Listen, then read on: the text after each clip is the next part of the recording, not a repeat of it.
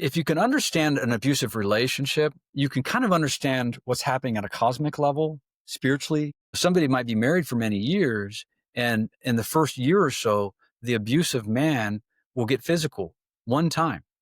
And after that one time, all it takes is one look, like, I've beaten you once, I'll do it again, to strike that fear. And once the woman goes to that memory and that fear, she submits in an unholy way. But then when they push you a slightly too far, what do? They back off and they love bomb. So you have this pattern. And so there's always cases when, even the cases of possession, the demon is operating like a cosmic narcissist. Dr. Dan Schneider, what is your role in the process of an exorcism? So there's different models out there, and the model that we utilize that's more traditional Catholic model is with Father Ripperger, is the lay associates work and assisting, being present, doing catechesis, praying for the exorcist during the session, being public witnesses to the exorcist. It's kind of a medical model the way we do it, in the sense that you've got triage, intake. You've got nurses. I tell people lovingly, I'm Nurse Ratchet. I'm the mean nurse that you're going to have to do these things. If I say no cigarettes, no cigarettes. So I'm kind of the Nurse Ratchet on the medical team. But the lay associates work in different forms and different roles, but it's largely an assistant working with an exorcist who has a mandate and the proper authority from the local bishop.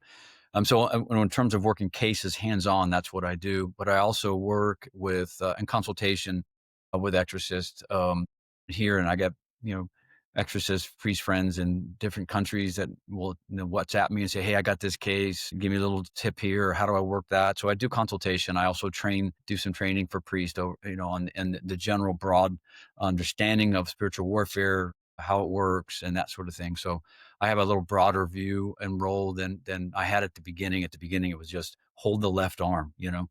and now it's kind of developed over time. So that's kind of when I say someone's an associate, a lay assistant, this is what we do in our model. We work exclusively within the hierarchy of the church and work within exorcist priests, and also consultation with priests who are having people just knock on the door at the parish. Hey, I've got ghosts in my house and I'm hearing voices and everything in between. My husband needs exorcism, go fix them. So you have all kind of crazy stuff comes in, as you can imagine. And you and I both have experience flying. Do you have like a flight checklist that you're going through and kind of working it out? Yeah, 100%. And what did you fly? Well, I had a job where I flew in a little bit of everything. So I've probably Okay. flown in 12 Navy and Marine Corps Coast Guard aircraft. Okay. So you have on your checklist, but you also know the difference between a helicopter pilot and a fixed wing guy. Yes. The military is really good about putting people in the exact perfect job psychologically and otherwise for them. It's an amazing, the ASVAB and all these other psychological tests. So, so if you understand, you meet one helicopter pilot, you've met most of them, and you meet my brother's was a surface warfare guy. And if you meet one SWO, you met them all, basically. My nephew is on a nuke sub. And those guys, if you meet one, you've met them all, and they're not pleasant to be around. And they're better off many leagues under the sea, personality-wise. Go, leave, grow your beard, whatever you weirdos do down there. You're not fit for others. So yeah, so you do have a checklist. There's certain things that you do, and it's even prescribed in the Roman ritual on exorcism that what the priest should be doing. And part of that is fasting, prayer. There's a checklist that you go through. You just don't walk in because you don't know what you're up against. And so there's a checklist you go down, just like I did in my military checklist. Before I got into an aircraft, there's certain things you got to check. Number one, most important thing we had to check was the Jesus nut. You know what the Jesus nut is, right? That's the nut that holds on the rotor system, and it had a certain tie down way that it was that it was secured, and you knew it was inspected. And so, because they call it the Jesus nut, because if it comes off, you're going to meet Jesus today, because there's nothing you can do to stop from crashing and a very horrible way. So yeah, Jesus, you're going to meet Jesus. So that's why we call it the Jesus nut. So you always got to do those certain principle things. Fasting's a big one. Detachment, spending time in prayer, and really working on even the smallest of sins, because the demon really recognizes us through our sinfulness. That's how he sees us. It's how he recognizes us. That's how we hit his radar. That's how we pop on his, I don't know if you had the green or the red, the night vision goggles, but we show up, we had green. And I think the new ones work more off. We worked off light, and the new ones work off heat. But you either show up green or red, and that what makes you show up green or red is your sinfulness, largely, you know. And so working on that, staying prayed up, it's a task. It's a task that you need to really follow and be really disciplined, because I've seen good men, I've seen nuns, I've seen priests, I've seen good people get taken down in this ministry out of carelessness. So ultimately, the Lord has just kind of repurposed me and brought me into this battle, kind of against my will in many ways, but here I am. Yeah. Yeah. What do you think it says about our human nature if you believe that people can be possessed by demons, if people need exorcisms? I think it shows that, well, in the Catholic Catechism, it says that all of man's history is one of dour combat with the forces of evil. So even though in many circles of the church, people, that's medieval. That's we don't believe that stuff anymore. We don't believe in the devil. The devil is only a psychological projection of the darkness of the sinfulness in each one of us, and all these other things. Um, but it shows how ancient this battle is. When God says at the beginning of creation, "Let us make man in our image." We already hear echoes of a Trinity there. Our image, male and female, He made them, right? And so somehow in this male female binary, this complementarity of man and woman reflects the life of God, the inner life of the triune God, we believe as Christians. And so something about human nature reflects that. And so if we are made in the image and likeness, and that likeness is a sharing in the divine life in us that we believe that the baptized Christian has, then the demon constantly militates against that, against gender, against with all this gender ideology, all this transgenderism, everything about the demon is he works and militates against that, because we reflect something of God that he has rejected. And so the fact that he can possess, technically speaking, what a demon possesses in a case of possessions are very rare, but the demon technically possesses the body. And so when you manifest, we talk about manifestation, it's manifesting the body. It's somewhere he appropriates the bodily senses.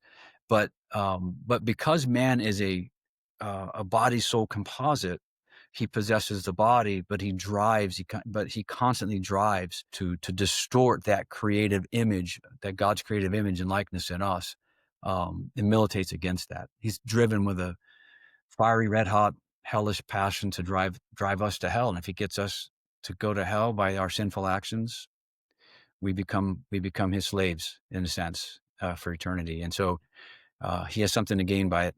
And so we have something to gain, obviously, as heaven awaits us. We were not made for this world. We were made for heaven, So that's the whole process. And so liberation, sometimes we look at liberation as just being freedom from, but if you look at scriptures, it's not just freedom from, it's freedom for union with God, reconciliation with God the Father through Jesus Christ. And so the demon's going to claim permissions, or actually he's going to claim, I have a right to be here. Well, he doesn't. If you're a baptized Christian by right, your soul belongs to God through Jesus Christ. Your soul is Trinitarian. It's stamped forever. It's an indelible mark.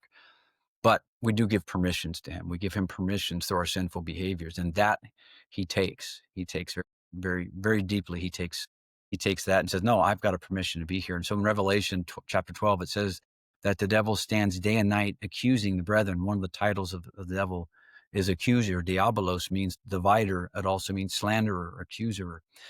So he accuses us. What's he accusing us of? All the sinful behaviors that we committed, the sins that we committed. It says, hey, wait a minute. I know he says he was on our team, but he changed sides. He Bergdog a few times. You remember Bergdahl, yeah. And you pay the punishment. You pay the price when you do that. When you leave the confines of the safety within your own wire and you go off and you commit acts of desertion like Bergdahl did, very bad things can happen. What role do you think original sin has in this susceptibility? Were we always susceptible to possession by a demon, or was that pivotal? Yeah, no, that was the pivotal movement in human history where man no longer, in the Catholic theological understanding, the image of God is embedded into us through natural law. And that complementarity of male and female, we see there's something about the triune God in and of itself. But the likeness of God is the presence of God in the soul. And so while through original sin we lose the grace of God's sanctifying grace, or God's this life in us, and that is gone. So the unbaptized does not have the likeness, but the likeness is restored through baptism. And yet there is a marring of human nature, and so the tendency towards sin still remains. So we still tend towards evil. There's a disruption of our faculties. There's still an interior movement towards sin that we have to constantly militate against. And that's where the demon comes in and plays and works against us, against our fallen human nature. This tendency towards sin, there's a quote in your book, something like inclination towards sin does not mean we cannot achieve victory. So what's the split there? Yeah, so the tendency the theological term is called concupiscence, and cupio means a desire. You hear the word Cupid, but it's kind of this burning, lusting desire for sin. And con means with or together with. So this concupiscence means this desire towards sin, this innate wanting because of our fallen nature, wanting to grasp something and take it in a disordered way. So this desire to use creation for sinful acts. And so that remains in us. But just like part of that, you see kind of cognate with that, with God's word to Cain, that sin is a demon lurking, but you can be its master. You can overpower it. So militating against it constantly, against the temptations of our lower nature is part of the daily struggle. Sometimes we think spiritual warfare is this huge, grandiose thing, and you got to have this. We have to have this secret prayer and the secret weapon and the special gear that the Navy SEALs get. But really, spiritual warfare begins battling against that guy you're looking at in the mirror. That's the guy that you really got to go at work against. St. Paul says in Romans, the things I want to do, I don't want to do. And the things that I do, that I don't want to do, I do. Who will deliver me from this body of death, right? This carnal nature, this fallen human nature.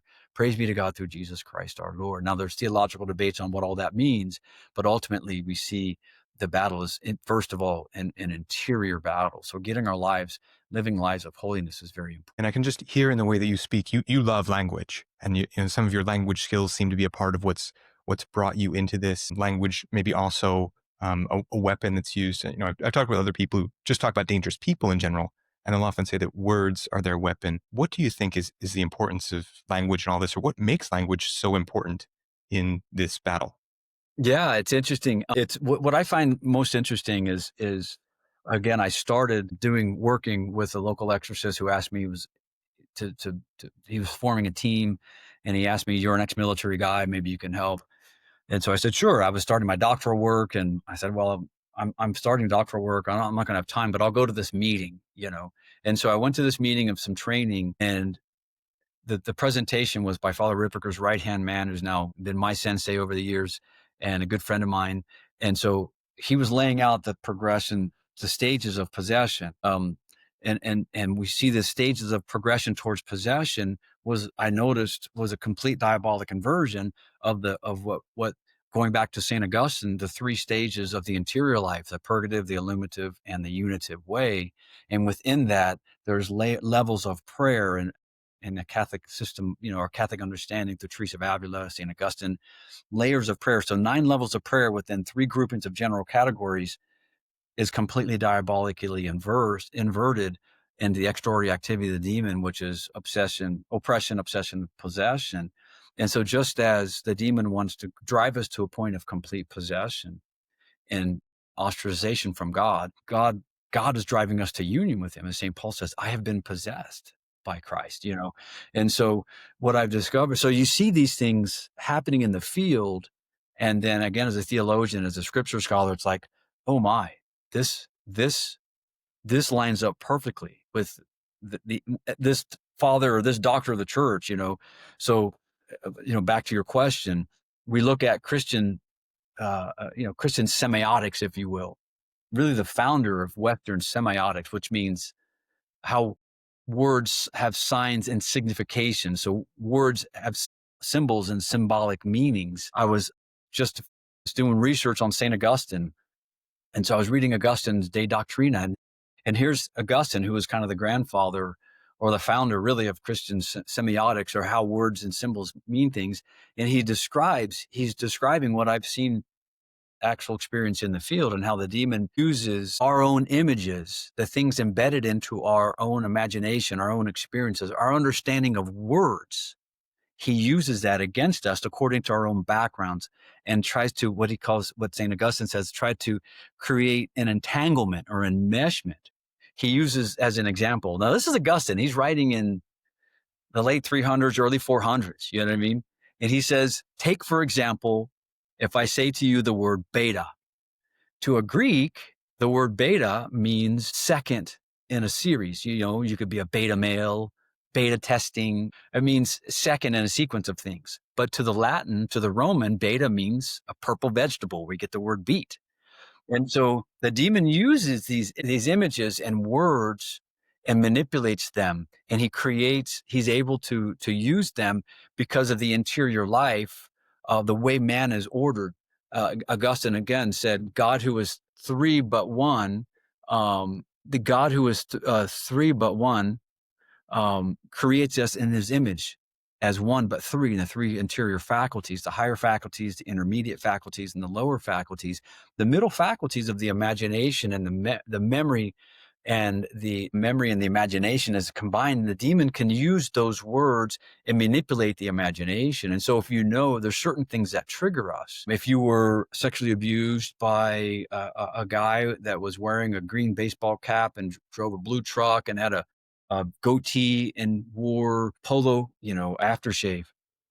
All the demon has to do, unless you've purified that memory and somehow been work both psychologically and spiritually, work through that memory, the demon just needs to take a couple of those elements. That sense of smell is so powerful, as you know. Yeah. Sounds, the pitch of a voice, all that, the demon can use that, and it can bring you back to that memory immediately. And once you go in there and the emotions of that memory, then he now lowers you into the lower emotions, the lower faculties of the emotions, and you're now making decisions based on the lower emotions and not the higher faculties of the intellect and the will that should govern us. So he can invert us and start making decisions out of instinct, out of passions, out of emotions.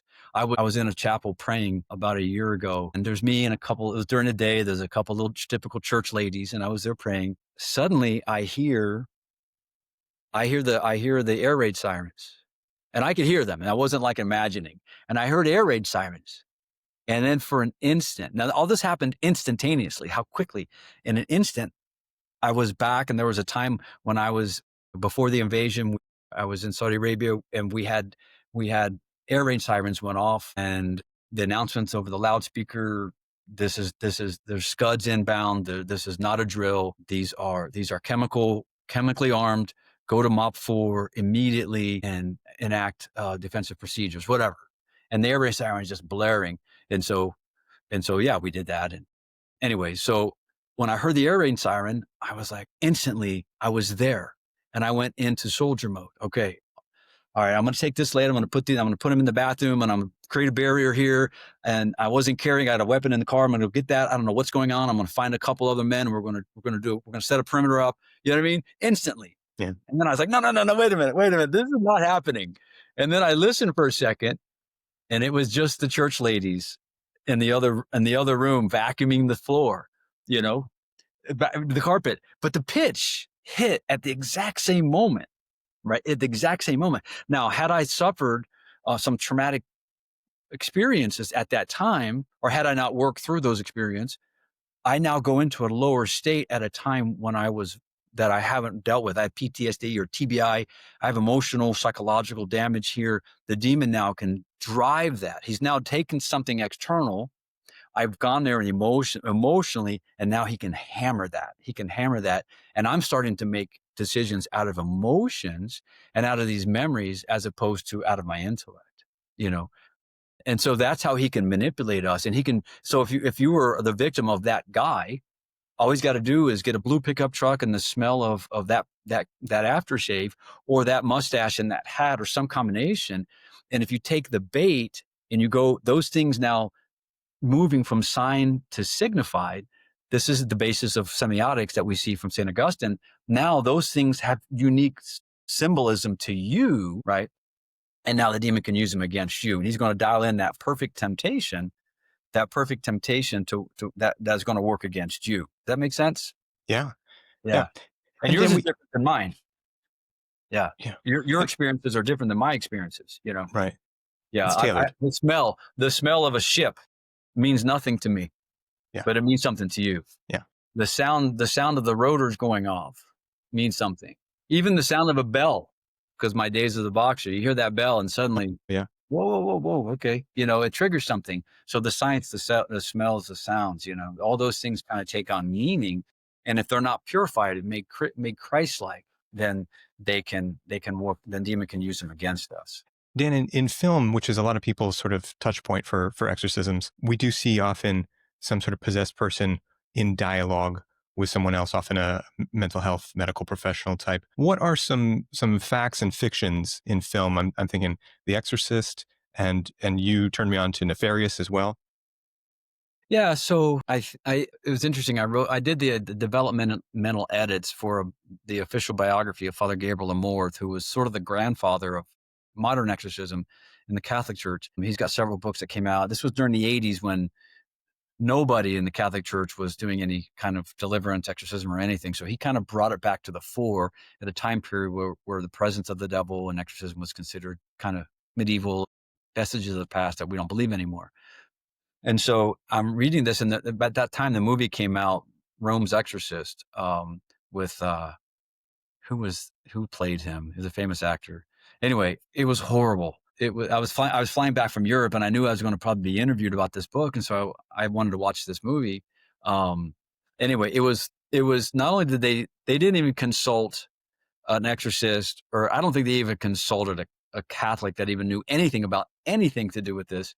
So I just turned it off as it was ridiculous. It was a complete waste of time. So I put on a military movie, and it was just as bad. They never consulted a single person who ever served in the military. So I just said, forget it. I'm just going to go to sleep, So most Hollywood movies are like that. They just draw upon the phenomena of exorcism. They try to entice people through curiosity, and they feed that unholy curiosity is kind of the norm, of what Hollywood does. So most of them aren't very realistic. Father Ripperger, who is a very prominent exorcist, pretty famous, very intelligent too, by the way, very, very educated. He was talking to some Hollywood producers and says, why don't you do a real movie that actually shows what exorcism is like? And the producers told him it would be too scary for people. It would be terrifying, not in the sense of the phenomenon, which happens, but they don't present the beauty, what happens, the beauties of conversion, the power of the church, the power of Christ, the power of the sacraments. They don't see that. But the Nefarious was one that was I recommended because it really shows you the diabolic psychology. You can see, because you spend time. It's one thing to say, well, I'll do this once in a while, there's a difference between the weekend warrior that goes one weekend a month and 2 weeks out of the year, and otherwise is an accountant. Remember the movie 300? Potter, Fabian, what is your profession? I'm a potter. Athenian, what is your profession? I'm a cook. Sparta, what is your profession? That was a great scene. Yeah. Yeah. So there's a difference between the weekend warrior that goes out and has a little bit of experience of combat and the guy that's grinding it out day in and day out. And when you're spending time day in, day out, both and doing one of the things that we do is intakes, catechesis. One of the books, the Liber Christo manual, we use that for catechesis for cases of diabolic affliction. So you're when you're walking through and you're there with the person who's afflicted, but the demon is also present, you get to know that guy, and it's different than when you just on a weekend and you have a little, okay, we're going to do this session and we're going to pray over people at our parish or at our church. There's a big difference between that and the Spartan that's there day in and day out, because you get to know that guy. I remember when I wrestled in middle school, and I was starting off, and there was another guy who ended up being a state champion wrestler in Ohio. Every tournament, I had to wrestle this guy. And he would wear his warm-up suit, and every time he got a pin, his dad would put on a baby pin. And he looked like he had chainmail. He was only like 12, and he pinned me half of his uniform of his chainmail was pins from him pinning me. But when you wrestle a guy so many times you get to know his smells, you get to know his moves, you get to know what he's thinking. You know, you spend time on a mat with a guy. And so you get to see what is real, that this is fanciful and this is real. And so when you see the Nefarious, for example, that I met the producers and you've met those guys too. They're good guys. They said they told me they watched hundreds of hours of Father Ripperger videos to understand the demonic psychology. And, and so they really did a tremendous job presenting of what the demon thinks, his game plan, how he gets in, what the disdain that he thinks for us, you know, the things that he uses to manipulate all these things. They did a very nice job on the far, and it's not scary. It's family friendly. I wouldn't show it to a child, you know, but if you have a high school student and you really want to scare the crap out of them, you might want to watch that movie because it really shows you the reality of evil. Yes. In both The Exorcist and in Nefarious, there's an emphasis on the priest's stole. So in The Exorcist, there's the projectile vomiting and it gets all over the priest's stole, and they immediately go clean it up during the exorcism. And then in Nefarious, they demonstrate that the priest is more progressive. He's got the rainbow stole. He's not It was maybe brilliant. believing in demons. Yeah, Yeah. it's this really subtle cue. So what's the significance of the stole for the priest in dealing with demons? The stole is a sign of priestly authority. And so that symbolizes the priest's authority. And during the rite of exorcism, the priest actually takes his stole and he places it on the back of the neck of the possessed person. And it always causes tremendous pain because, again, the demon's appropriating the bodily senses of the individual. So when you put the stole there, one is the priestly authority, but also the neck is significant. Again, these are cosmic. We fight an ancient enemy, and the ancient weapons are best. So why the neck? Well, this is back to Genesis 3:15. I will put enmity between you and the woman, between her seed and you. So we have this enmity between the woman and the seed of the woman. This is what you call the proto-evangelium, the first prediction, the first prophecy of the gospel. And so that spot, you will strike at his heel, and she or he or they, depending on the Hebrew is they, the Greek is he, the Latin that translates from the Hebrew and the Greek together is she. Somehow this cooperation of the she with the Redeemer will crush or grind down the head of the serpent. And so the back of the neck, when you place the stole there, is actually very painful because the demon is reminded this is the spot that the Redeemer is going to crush you. This is your vulnerable spot that you're going to be crushed. And Dan, you say it's painful. I mean, have you seen reactions? What is it like when this happens? So angels, glorified or fallen angels, if they reject God at their creation, they become demons or fallen angels. If they accept the mission. Now, angels is, again, there's some of it, it's not all in scripture. Some of it is in the developed theological tradition of the church. There's many mentions of angels in scripture, alluded to the different choirs, their roles, guardian angels, etc. But the church fathers worked off some of the type using the biblical typology, and of some of the prophecies of found in Ezekiel, Isaiah, Jeremiah, but non serviam, I will not serve, he says, a God that will take a form lower than us, lower than me. And so the demon is driven by this rebellion of non serviam. They're disembodied, so meaning they're pure spirits, pure intellect and will, but they're disembodied. And they're fixed in that, the demons are fixed in that state of rebellion.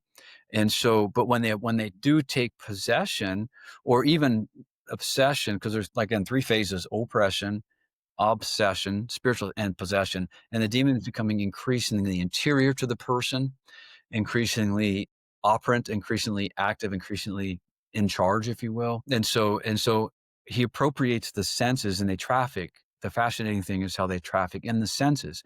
And so some of them are traffic, and some of it's auditory. So they're very sensitive to Gregorian chant, blessed bells, consecrated bells. Some of them are tactile, so they're sensitive to the touch of holy water or exorcised salt. So smells, blessed incense. And so when they manifest, it's some manifestation in the bodily senses are reacting to something in the material world, oftentimes causes a manifestation. But they feel that's what the question was, do they feel pain? Yes, because they appropriate the bodily sense of the person, and they feel the pain now in the body during the manifestation. They prefer not to manifest any more than an Iraqi tank wanted to manifest in front of one of our Cobras or Apaches, because we were the Apache and the Cobra. I flew the Cobra. We were designed to kill tanks, and so that if a demon manifests, it's like a Iraqi T-62 saying, "Hey, look, here I am." They don't want to manifest. This is why you saw in the Far East the reaction to the stole. He recognized not the priest. I mean, he didn't recognize, I forget the priest's name. He recognized the ontological authority of the priest as symbolized also by the stole, because remember, symbols have signification in the cosmic realm. Words mean things, and take on greater significance. But so he sees the stole, but then once he recognizes the stole is a rainbow soul, the priest doesn't believe in the devil. He was suddenly deemed a non-threat and just dismissed him. And so, but he felt the fear, he feels the pain. So when the priest puts his stole on the back of the neck of the person, the demon feels pain. There's one part, uh, in one of the rituals, I think it's the Saint Cyprian. There's some we use also for minor exorcism. There's Eastern prayers, Saint John Chrysostom, Cyprian, Basil. So one of those, I think it's the Cyprian prayer. The priest exsufflates, right? He breathes. He blows air, and that goes back all the way back to the 2nd century Tertullian, who was writing in Africa, and he described as part of the rite of exorcism the priest breathing on the possessed person, and you'll see pain, like, I'm old enough to remember the Memorex commercials. Is it Live or is it Memorex? And the symbol was this. There had a guy sitting in this chair with the speakers in front of him, and his hair is going back, and he's just going like that. That's the reaction just of the breathing of the priest. And during Easter week, the Catholic bishop breathes over the waters, right, showing his unique participation as a priest and as bishop in the power of God, who has primordial authority over waters. So it's reminding the demon before their creation that God, now this priest in persona Christi, in the person of Christ, breathes over him, just as God breathed over the water to bring order out of chaos, to bring form out of substance, out of formlessness. So the demon feels that pain. There's another one of the Eastern prayers. The prayer goes, "May the finger of God be upon you," and the priest will put his finger right on the crown of the head, and every time the demon cringes, as if it's 3 or 4 45-pound plates sitting on his head trying to just drive him down. The imposition of the stole, the laying of hands, the sacramentals. So the demon traffics in the senses, and some are sensitive from others, some senses more than others, but generally speaking, it's they will pick up something and feel that pain. Yeah. So Dan, it seems maybe the pattern is that things that could seem like everyday objects or sensations, when they are in an elevated sort of blessed state, whether that's the holy water or the priest's stole or the Gregorian chant, which it could be normal music, but when it's coming from people who have this particular authority, that then it's elevated, and that makes the demon sensitive to it.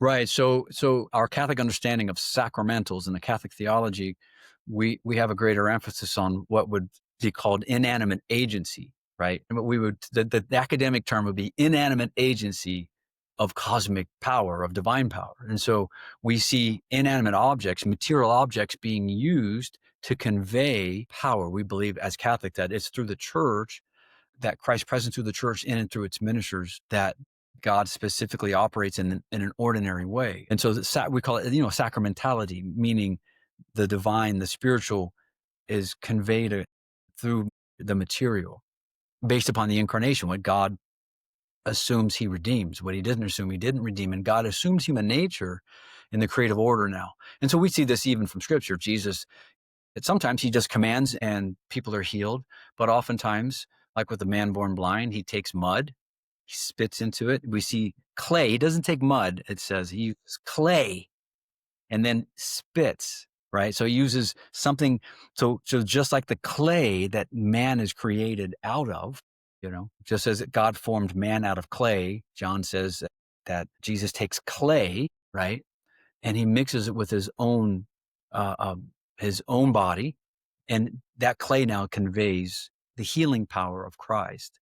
And there's all kind of symbolism in that, of course. This is why we read that particular John chapter 9 and during baptism, because man is being reformed by the new Adam into new creatures, a new creation now comes about through the waters of baptism. So we see the symbolism there. God uses the creation. And so for us, water, blessed holy water is very, I mean, I've seen it where you take an afflicted or possessed person and you take 2 cups of water at the exact same temperature. One of them has been blessed, one of them has been not blessed. And they'll have them put their finger in it and they'll say, yeah, this one burns. I've had Gregorian chant going on at low level. I always do. I have it going right now and I don't even remember it's on, but I don't hear it because I've got former helicopter pilot ears and hunting ears and all these other, and so I don't hear it, but it's at a pitch that I don't hear. It's low, but I mean, multiple times I would just do an intake and the person would say, can you turn the music off? I'm like, no, what music? You know what music? It's coming out of your phone and it's really making something in me angry. And, oh, okay. Then I'll pick my phone up and I'll turn it on really loud. You mean this music? Yeah, no, I'm not turning it off. Get used to it. Deal with it. And so they recognize that. Other times it doesn't. Sometimes the demon is irresistibly drawn to the church or to the priest, and other times, or the Eucharist. Other times they're just repelled by it. And so it just kind of depends what their nature is, what their mission was when they were created, and then the nature of their fall, the rebellion, that sort of thing. But yeah, they traffic in the senses. And so when they pick up when they appropriate their bodily senses. I mean, you're there. There's a 28-year-old single mom that suffered tremendous things in this world and is possessed. She walks into the church, but as soon as the session starts, and sometimes before, she's not present. The demon is what's present. And that's who you're talking to, or the priest is talking to. He's the one that is present in and through the senses of the person. Yeah. That was one thing that I thought the movie Nefarious really conveyed so well, was how Yeah. you could see the actor was playing two characters. And I think the first time you see the switch, the camera sort of pans behind the back of the psychiatrist, and then you see, and although it's the same actor on screen, you get the sense that there's a very different person in there. Yeah. Yeah, for sure. And even within that, there's hierarchy, there's layers within the diabolic possession. If you remember Mark chapter 9, for example, and the Gerasene demoniac, and the synoptic gospels all have it. My name is Legion, for we are many. And so just as the Navy's a little different, but you've probably seen an armada of ships, and it's frightening, and so when I saw, as a cavalry, we were division caps, so we were the front division, and the front of the front division of a corps, an army corps of, I forget how many a corps was, I think 3 divisions or 4 divisions. I mean, there's a lot of guys. An army, Roman legion at that time would be about 6,000 legionaries, plus all the auxiliary, the auxiliary troops, the cavalry, the light infantry, skirmishers. And so they think they're very much in those terms. And so you're going to have your skirmishers, you're going to have you're going to have layers of hierarchies of different angels or fallen angels or demons present. And you have one primary possessor. You'll have a guardian that will be the primary guardian spirit. This is the pit bull. Often, the gangsters that have taken over the abandoned apartment complex in the inner city, and they've got the pit bulls, and they've removed their voice boxes, and those pit bulls roam for protection. You've heard of those stories. It's similar. They'll have a guardian, but then they'll have layers of other demons. So sometimes you'll see different ones kind of cycle in and out, and you might get a liberation during, you might be beating on this for a while, and then that one it gets delivered, but there's still a whole cadre behind him. So the grinding work, it's week in and week out. It's not a weekend thing. You go in and, oh, I was set free. Yeah, you might have had a manifestation. You might have actually had an extraction, but liberation is a totally different thing. So we distinguish between those three. A manifestation, the demon appropriates the senses. An extraction is you extract a demon of many demons that are possibly present. And then a liberation is when the person is finally completely reconciled and the demon's completely gone. If a demon, by inhabiting a person, by possessing the body, is then exposed to things like pain and such, what are they gaining from it?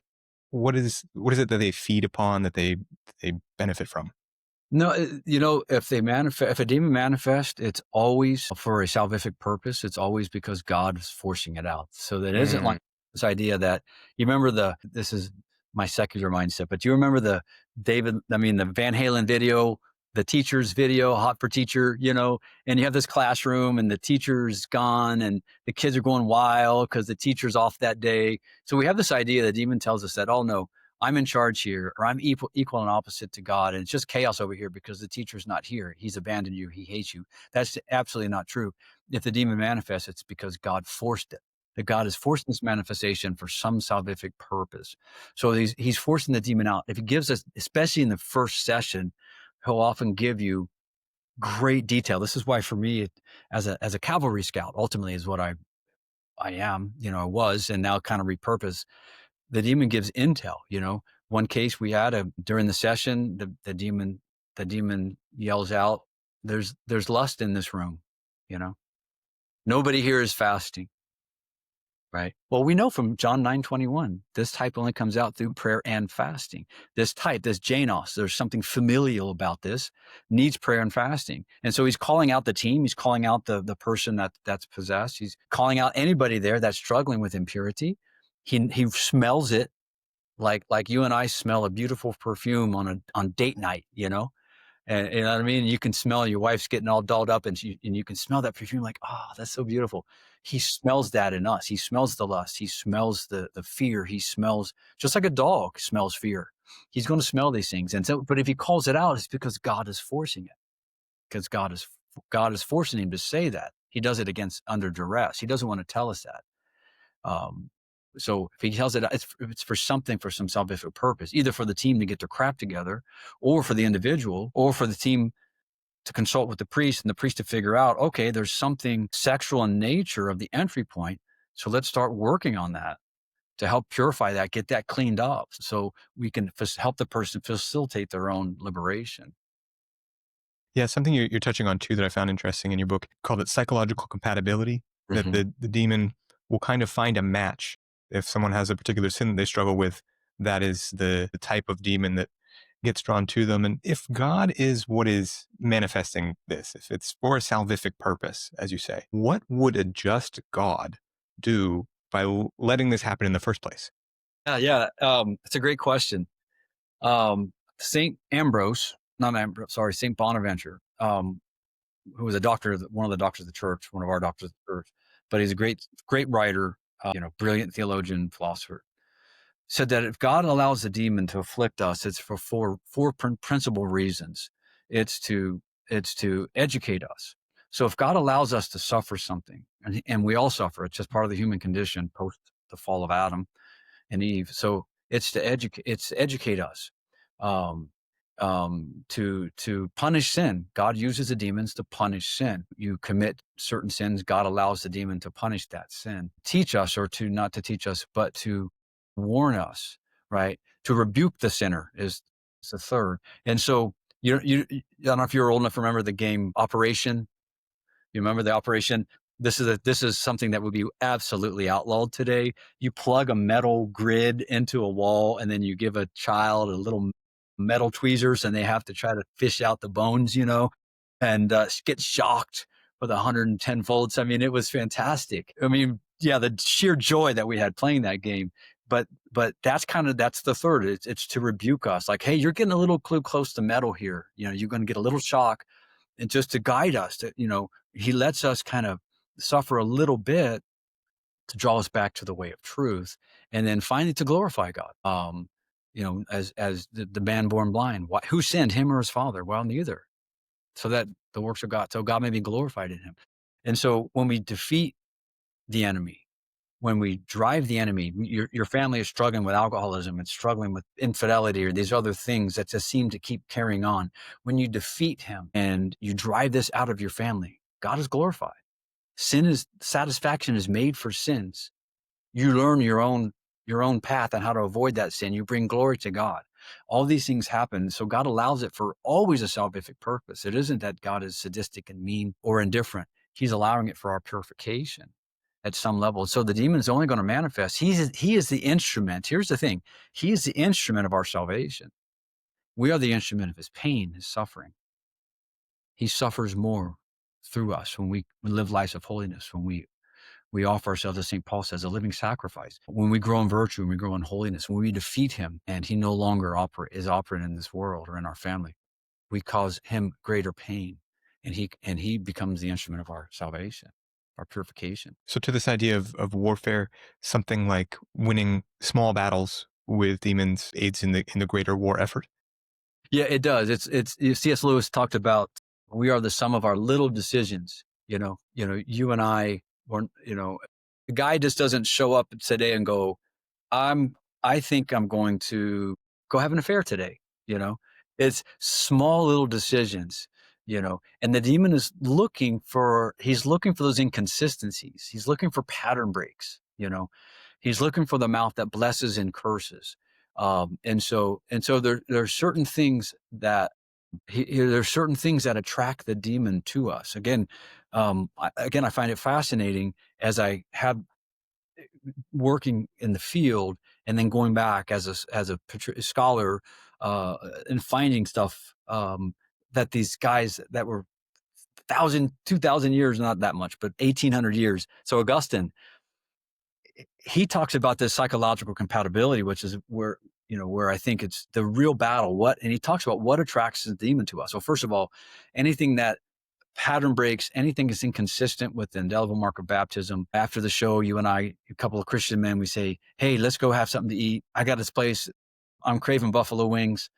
It's called Hooters. They have really good wings there. Let's go. That's a pattern break. That's an inconsistency. So he's looking for those inconsistencies. But here's St. Augustine, and he's writing in, 400. I mean, early 400s.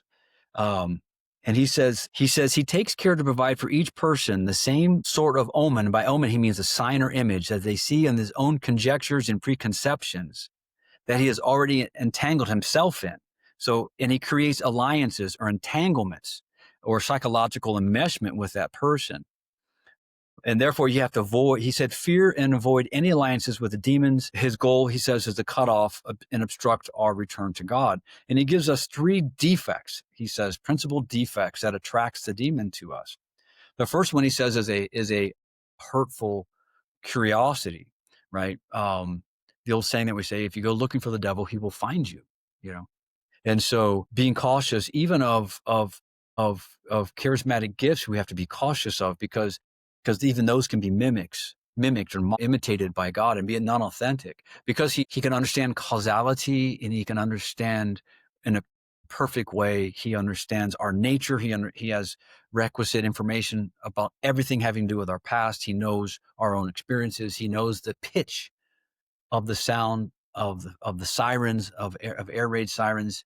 He knows these things that will trigger us. So any kind of hurtful curiosity, he can drive us down these. He can mimic gifts. He can mimic God's voice and make us think we're getting these locutions from God, etc. And so this hurtful curiosity, we have to be careful. So the opposite of curiosity is studiosity, studying and learning. We got to know our enemy. We have to know our enemy. We got to know what his tactics are, etc. But there's one thing to be studious, to know a requisite to our vocation, and another to just be curious. A second, he says, is he calls it torturing anxiety or an agonizing worry. And so in that, he means a high emotionality that always attracts the demon. It always attracts the demon to it. This high emotionality, this intense worry. I had one lady say, I was so, my daughter, her daughter had all kinds of struggles. I was so worried. All I did was pray. And I said, well, not really. Because prayer and faith and worry and high emotion, it cannot occupy the same space. Before the time of GPS, before the time of GPS, we would have to, if somebody on the ground needed our help, whether extraction or they wanted firepower from the cobras, they would pop smoke, and we still use smoke. I'm sure you guys still did too. You got to go primitive sometimes because sometimes electronics get jammed. So, they would call us in, Roger, pop yellow smoke. And so we're going to go in a hot LZ. We're going to do an extraction. They pop yellow smoke. And what happens? Okay. Oh, I see it. So we're going down there. We see it, but that smoke puts a big signature out there. And so does the enemy. So he sees that smoke. So now it's a foot race or a battle to get who can get there first. Down in the Southwest, it's legal. I don't want to offend anyone because I've given talks and use this analogy in some of the urban areas, and they get some people like, oh no.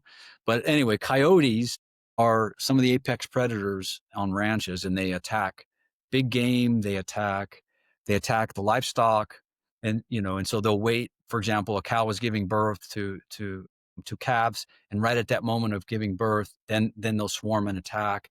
And so the ranchers will hunt or allow hunters to come in and hunt the coyotes because they're a menace. And so what they do is they actually um, you can download the app. It's called a predator call or something. And you projects the sound of a dying rabbit, right? Or a hurt puppy or a wounded chicken. And it's a horrible sound. And I'll play it in conferences and stuff. And all the women go, "That's so sad," because it's the sound of of a wounded puppy, or a rabbit that's screeching because it's wounded. And so you'll actually play that sound and project it, and that projection into the air will attract the coyotes, and they'll come run right into your camp. So you have to, when you're going to hunt coyotes, you have to, I mean, you got to bring a rifle or an AR, but you need a sidearm too, because sometimes they're so quickly on you, you got to draw fast. That's how bloodthirsty they are at the sound of a wounded prey. I mean, it's incredible to see. But that's a little analogy of what the demon is like, the bloodthirst. When we pray with this hurtful, what Augustine calls this torturing anxiety, or when we're filled with this torturing anxiety, we're projecting into the cosmos. I'm wounded. I'm unprotected. And so we have to be very careful of that, because this is one of the three things that Augustine says attracts him to us. And then, so working on that disappropriating the emotions, linking your emotions to Christ, letting Christ heal you. One of the things, the advice that I give for our case is find somewhere, and we call it the Holy Triduum, Holy Thursday, Good Friday, Holy Saturday. Find somewhere on that Triduum where you can take your suffering and link it with Christ's suffering. One year I had, fair white skin, runner, outdoors, soldier. I had my face like yours. You have to be careful for skin cancer. So I went to the doctor, and he burnt off everything, and so I looked like Quasimodo. I had burn marks all over my face, everything that was precancerous. So I decided in my vanity, I'm not going to work for the next couple of days until my face clears up, because I looked horrible. But there was a convent of Carmelite sisters that I needed that we work with, and I needed to go drop something off or pick something up. So certainly a nun is not going to say anything. She'll be very nice. So I knocked on the door, and a sister comes out, and she looked at me and she says, "What happened to your face?" My gosh, I was all self-conscious, and I said, "Yeah, I know." And I was explaining, precancerous and this, and she goes, "Oh no," she said, "I think it's beautiful." Because we were just starting Ash Wednesday, right, which is a season of Lent for us, and we prepare for the death and then ultimate resurrection of Christ. And she says, now every time you look in the mirror and you see how ugly, how horrible you look, you can remember how they spit in the Lord's face and how it had to have burnt him, how it must have, and you can link that ugliness of your face to how they rejected Christ. That those who he came to save rejected him, and not only rejected him, they spit in his face. And so finding somewhere, you feel rejected and abandoned. So was Christ. My God, why have you abandoned me? So linking that suffering, that memory, that emotion to that, and in the book I use the phrase from modern psychology, if you can name it, you can claim it. So instead of letting that emotion control you, name that emotion and name the vice, name the demon. And if you can name it, you can tame it, And so working on that emotional constancy is very important. And then the third C, the thing he talks about is a deadly slavery. And here he means a slavery to vice and to sin. He looks at those patterns. It's the sin, the vice, the habituated patterns, our weaknesses. That's what he's looking at those. He looks for that mouth that blesses or curses. He's looking for pattern breaks. He doesn't necessarily see everything. He doesn't see us, but certain pattern breaks bring it. I was on a deer hunt, and we were on horseback, and in a desert, so it's not easy. You know what I mean? You got to do a lot of glassing, and this is actually primitive. I was using. I drew a primitive that year, muzzleloader. So I was only good for 200, maybe. It wasn't inline; it was a primitive. And so, first thing in the morning, hunter's dream. You see a deer right at sunup on the very first day. He's like, wow, what a gift. So I don't see it, but my buddy sees it. He's like, it's right, he's right there. And he scopes him out. He's like, he said 300 or 290. I think you should take a shot. I'm like, I don't see it. I don't see it. He says, look down my arm. And I'm looking down. I'm like, I don't see it. I'm sorry. I'm a terrible hunter and I got crappy vision. I don't see it. And so, and I'm looking right when he tells me, and everything is brown, different shades of brown. And then right at that moment, I'm looking in the general area, a fly or something must have landed on the ear of this deer and it shook. The ear twitched to get rid of the fly. And the inside of the muley deer, it's kind of a shiny, silvery color. Everything else is perfectly camouflaged, but that inside of that ear is fleshy. It's a little moist, and it flipped just to get the fly off. But the minute it flipped, it caught the sunlight, the morning sunrise. And not only did I see the ear, but the whole deer came in. And once you see it, you can't unsee it. He broke pattern, you know. Now, unfortunately, I wish I could tell you, I took a 300-yard shot with a primitive muzzleloader and carried it off on my back. But I decided, well, so obvious, I'm just going to follow him, and I'm gonna get a little closer. And then we chased that thing for about a week and never saw him again. Got away. But the pattern break, that pattern break is what he's looking for. The mouth that blesses and curses, you know. And so anyway, so those are the three things that St. Augustine said. These are the things that attract the demon to us. And, this is ancient wisdom, Yeah. Dan, you use the metaphor of a perimeter often, and how demons are looking to test that perimeter, to probe the perimeter, how temptation is something that that can be used to test us. And we've talked before a little bit about sort of parallels between demons and narcissists. I think you even used the phrase that demons are cosmic narcissists. Yeah. I have seen a narcissistic psychopath in action, and he is testing people. He is looking to see who can he overpower. The first thing he wants to do is test people's boundaries. So if he meets someone, he might try to pressure them to go into his home when they don't really know him, or he might want to cross a physical boundary, touch them and expect them to do something physical that they wouldn't normally do. These kind of things. What are some of these parallels when you say that demons are cosmic narcissists? Yeah. So you see that pattern and narcissistic personality disorder. And I don't know if we're coming aware of it in this age, or if this is one of the spirits of the age, but it's certainly much more prominent now. But if you know anyone, if you've ever experienced this firsthand, or anyone who is in a relationship with someone like this, there's kind of a pattern. Um, and, and, and if you can understand an abusive relationship, uh, you can kind of understand what's happening at a cosmic level, spiritually, at the level of the angels, and this understand and our psychotic, the symbiotic or unholy attraction that we have, the psychological enmeshment with the demon, that the language that Augustine uses. So you have an abused woman and an abusing man. Okay. Now the tables can be reversed, but for the most part, we're talking the stereotypical. So you have this. You'll see it. You'll watch, like, I love Cops. You know what I mean? So you ever watch Cops? They have whatever the call sign is when they have a domestic. By the time the cops get there, the guy's shirt's all ripped up. She's got a shiner. The living room's a mess. He's in, you know what I mean? He's got a scratch here and there. And the cops are like, what's going on? And what does the woman say? 9 times out of 10, don't take him. It was my fault. It was my fault. He's my baby daddy. I love him. And so you see this something in her can't let go and doesn't even recognize what's happening as abuse. And something in him may actually have love for her, but can't stop because of some psychological disorder of physically hurting her. And so they have this unholy attraction. So what's happening here, we see physically, is also happening up here at the spiritual level. They're working and co-animating together, these spirits. And so psychologically, this is what's happening.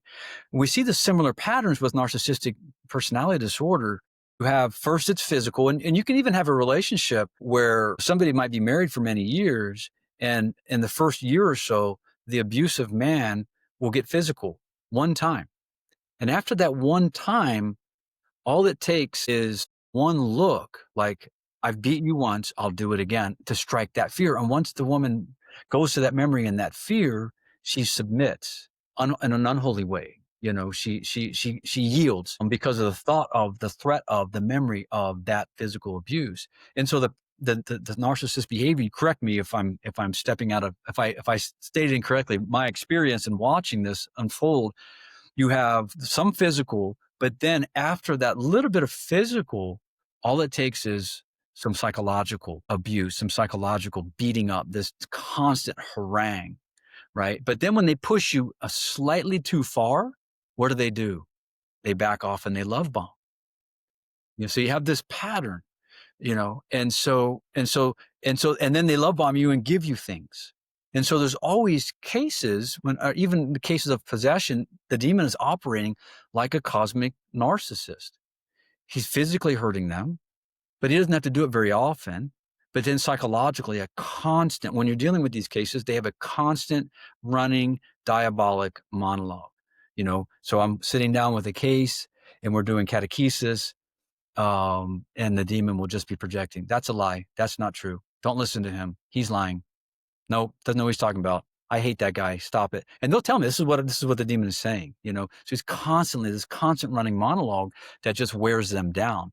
And so the reason they love going to exorcism, even though they're not ready for liberation oftentimes, is because they do get some relief, right?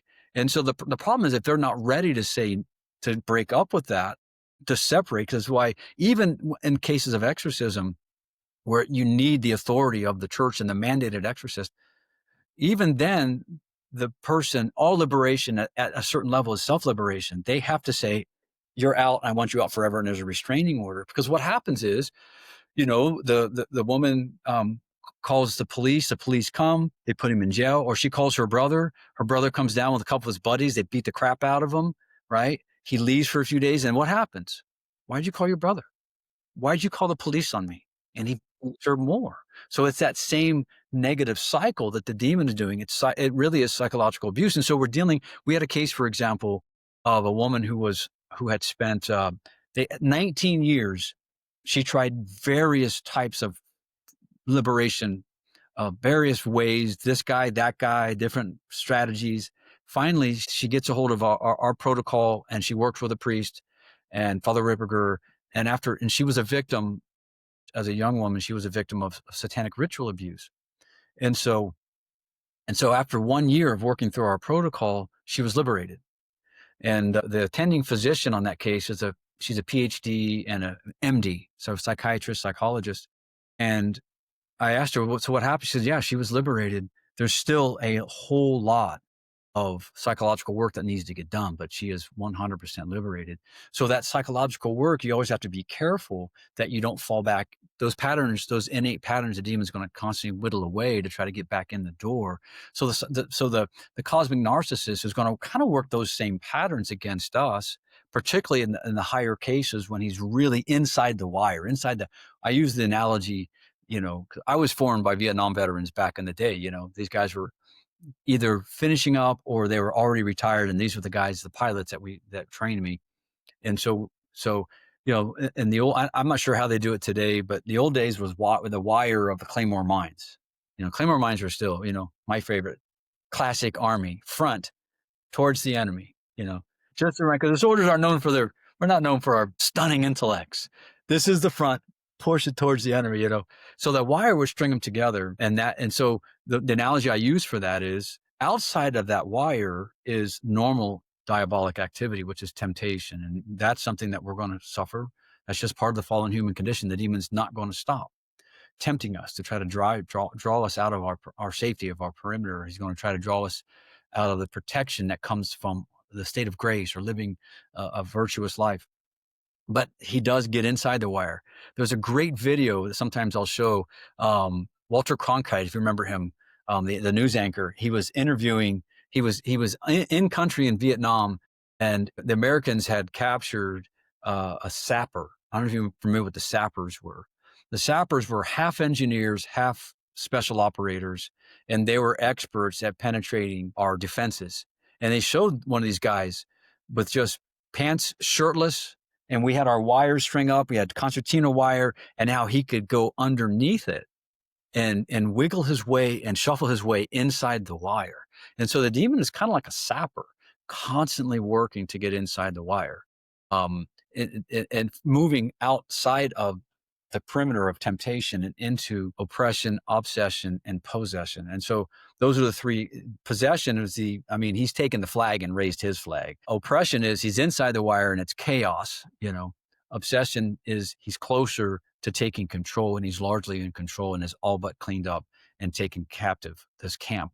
So that's kind of the analogy that I use. The danger is, going back to the narcissist question, is that a psychological obsession can expose the soul to a spiritual oppression even. So you can be so damaged psychologically that psychological woundedness can draw the demon to you and very quickly drive you, and get inside your wire very quickly. It's an almost instantaneous breach. And anywhere from pornography addiction, that's a psychological obsession. Going through a traumatic experience, and these people that have gone through divorce, they can become so psychologically traumatized through that, and their emotional inconstancy can expose them to and get the demon inside the wire. Working on that emotional side, identifying the enemy's work, his narcissistic behavior. And what he'll do too is he'll back off. Once he gets too close and we start going through sessions, then suddenly, I don't think I need it anymore. I think I'm feeling better. I think I'm liberated. Hmm.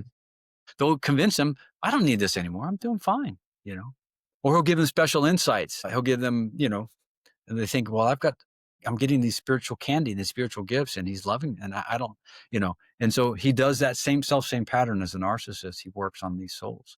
Mm-hmm.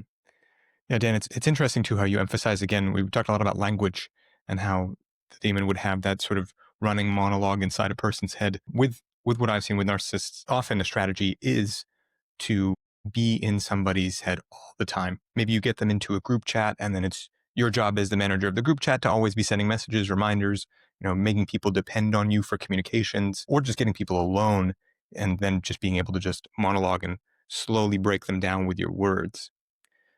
Dan, one thing that's come up a lot when I do these interviews is that people will comment that they don't really believe that people are narcissists or psychopaths, and that really they believe that those people are evil or possessed. What do you make of that? No, I think the demon's going to try to always drive us to two extremes. One is he's going to make us, I forget who said it, but the devil's greatest ruse is to convince us that he doesn't exist. But on the other hand, he wants us to become so obsessed with him that we see him everywhere. So just because somebody is acting narcissistically doesn't mean he's diabolically afflicted. He's certainly patterning himself in a psychological way that would put him on the radar of a demon, to start to use this person to, lead others to sin, to lead others to despair, to manipulate others and draw them away from Christ. So just because certain behaviors, you have to look at the trigger. Not every behavior, just because it might have a religious context, doesn't mean it's necessarily diabolic. So you always need to look at exhausting natural causality first. Always exhaust natural causality and work on that. But at the same time, narcissistic behavior, other psychological disorders can certainly trigger a woundedness and a vulnerability to the person. The analogy that I use is we watch the Discovery Channel, and you've got the wildebeest. They got the pack of wildebeest, and you've got the lion over here, the apex predator over here, the bottom of the food chain over here, and that lion could take any one of those wildebeest on his best day. The toughest wildebeest, who did a little, he went through Taekwondo, and he's a black belt in Taekwondo, and he's pretty tough. He could at least maybe get one kick in against him. The wildebeest are trained. If you stay as a pack, if the enemy comes into the pack, they turn their backs and kick and just try to fight together and just kick until somebody hits him and he runs off, and they fight him as a pack. So the lion doesn't necessarily go after the alpha wildebeest. Even though he could take him, he might take a few shots. He's going to do his minimal amount of work, and lazy in a sense. He's going to do the minimum amount of work for the maximum gain. I'm learning judo, and what is the judo maximum? Minimal use of efficiency for maximum output. Both physically and emotionally. And so the demon, in many ways, the lion in many ways does that. He sees that one wildebeest that's kind of lingering and limping, separated from the pack, a little bit wounded, a little bit vulnerable, and that's the one he goes after. He pulls that one. And so the demon kind of does the same thing. He looks for those woundedness psychologically. So if he sees somebody that's tracking with a diabolic mentality, he can say, I'm going to start working on that guy. I'm going to start working on him so I can start using him and do what I can to destroy everybody in his circle of influence if I can. Then there were two behaviors that I saw that one of them I didn't even understand until I'd read your book, that I wonder what you'd make of this as maybe as a sign. So one was that there was an activity that I was working on with this man and with a young woman who's very Christian. And in it, I needed to be able to physically lift her up. And he had us chanting, and I didn't realize the nature of this chant, but he had us chanting, light as a feather, stiff as a board. And I didn't understand until I read your book that that is actually something that's been portrayed in witchcraft and movies and things like that. Yeah. So there was that. And then in my last few days with him, and this was a big red flag that had me running, I said to him about this same young woman, I said, hey man, she says terrible things about all the other men who she seems to be around. I think we're next. And he said, no. Something like, after all the game he runs on her, that she wouldn't care if we sacrifice babies to Moloch. And at that, I was very alerted. But what do you make of this? Are these reasons to be concerned there's possession there?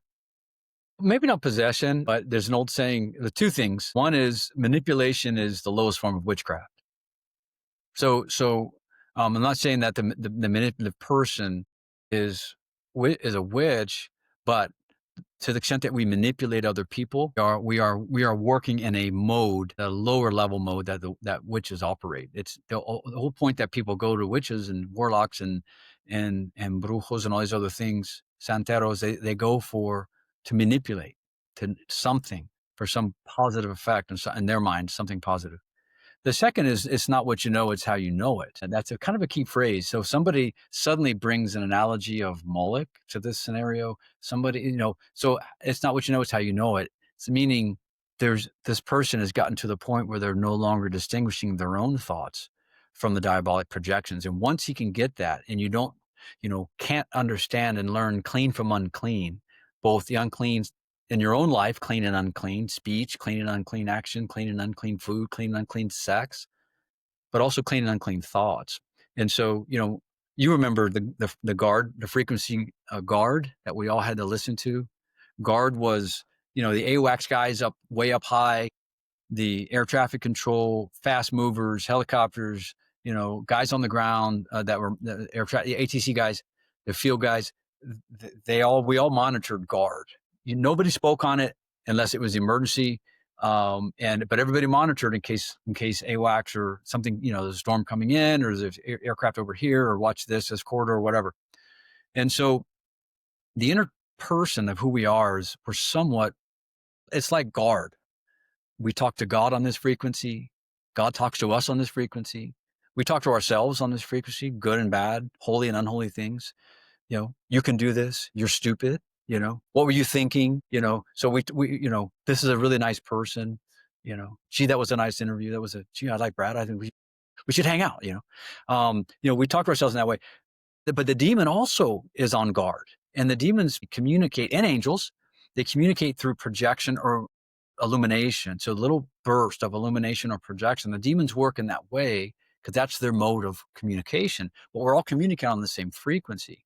And so you have to be careful that if you don't learn to discern the clean from unclean voices, that the demon can start projecting and say, I'm God.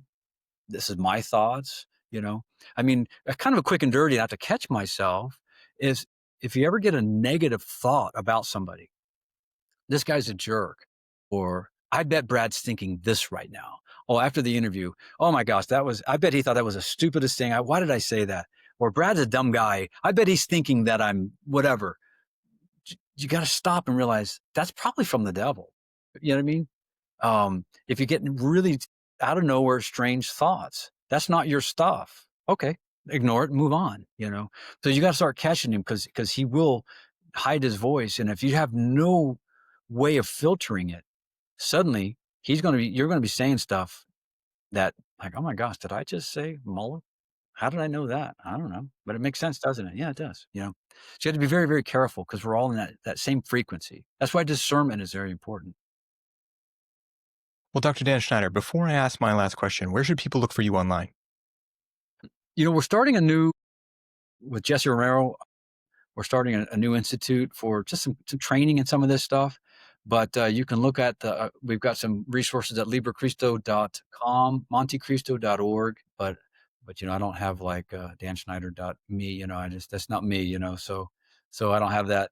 But yeah, you can get my books. I've got the Liber Christo manual. I can send a link if you want to put it in the show notes. The Yes. Liber Christo manual, that one, and then the Q&A book, Spiritual Warfare Q&A. So yeah, that one, good. They got them both too, finally. Yeah. So that one, you can get those from Tam Books. They're on Amazon and a lot of other booksellers as well.